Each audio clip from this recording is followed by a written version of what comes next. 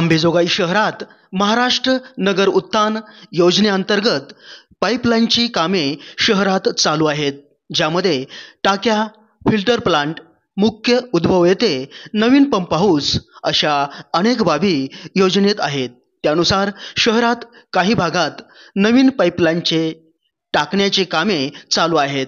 तसेच अस्तित्वातील जुनी पाईपलाईन रस्ता रुंदीकरणाच्या मधोमध येत असल्याने व सदरील पाईपलाईन अत्यंत जुनी असल्याने तुटफूट होत आहे। काही ठिकाणी शहरात पिवळसर रंगाचे पाणी येत आहे। सदरील प्रकार उन्हाळा सुरू होताच अथवा धरणातील पाणी कॅनलला सोडल्याने अशा प्रकारे हा प्रकार घडतो।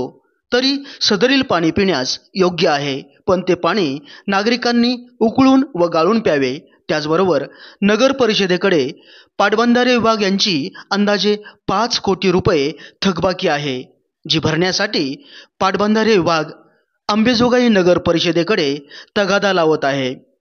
त्यासाठी नागरिकांनी पाणीपट्टीची व मालमत्ता कराचा भरणा करून नगर परिषद यांना सहकार्य करावे, असे आवाहन नगर परिषद मुख्याधिकारी प्रियंका टोंगे यांनी केले आहे।